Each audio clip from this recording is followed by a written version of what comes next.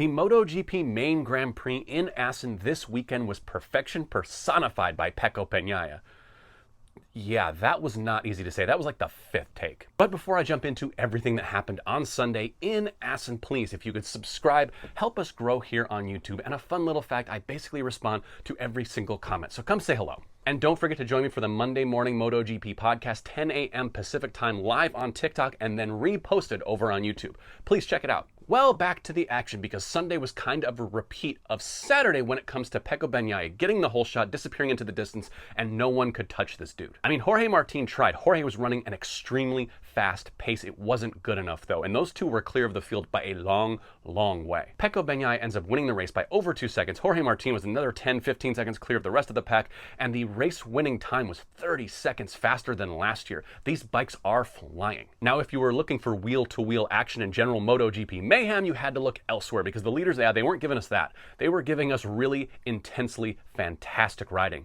But you know, some people complain about that. You want mayhem? I got you mayhem, because going into the first corner, Alex Rins tries to go around the outside, ends up on the dirty part of the track and high sides himself to the moon. Right foot injury for Alex Rins, which is not what he needs after trying to come back from that horrific injury he had with Honda. The bulk of the action in this GP was basically the fight for the last place on the podium between Marc Marquez, Maverick Viñales, Enea Bastianini, Pedro Acosta, and Fabio Giannantonio. Viñales looked like he had command of that third place, much like he did in the sprint for the majority of the beginning of the race, but the rest of the group started to reel him back in. And in a weird head-scratching moment, Marc Marquez, who was running in the podium places, basically signals for Fabio Giannantonio to go on by him. He lets him have third position. And a few laps later, as they go into that final chicane, it looked like Marc Marquez kind of let off again. So did Fabio Giannantonio. They kind of look at each other, and Maverick Viñales splits the pair and heading into third place. Commentators didn't know what was going on. Is there rain on the track? What's happening?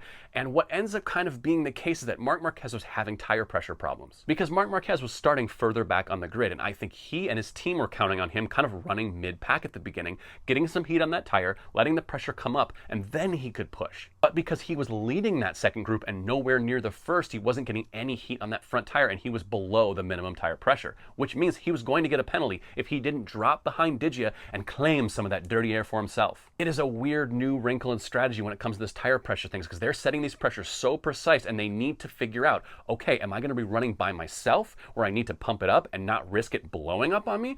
Or do I need to set it really, really low because I'm running mid-pack and I'm going to get some of that hot air? We're going to be at the right tire pressure. We're going to be okay. No penalties, no problem. Well, it wasn't no penalties, no problem for Marc Marquez, because Enea Bastianini makes a very aggressive move, pushes him wide, and makes Marc run alone yet again, losing front tire pressure and getting into that penalty danger zone. We saw these guys battle it out. There were 3-4 wide at times. Enea Bastianini, again, comes from 11th, gets into that podium position, finishes third. If this guy could start qualifying well, he's a world champion. But alas, it isn't to be. He needs to figure out Saturday in MotoGP, because Sunday, he's got dialed in.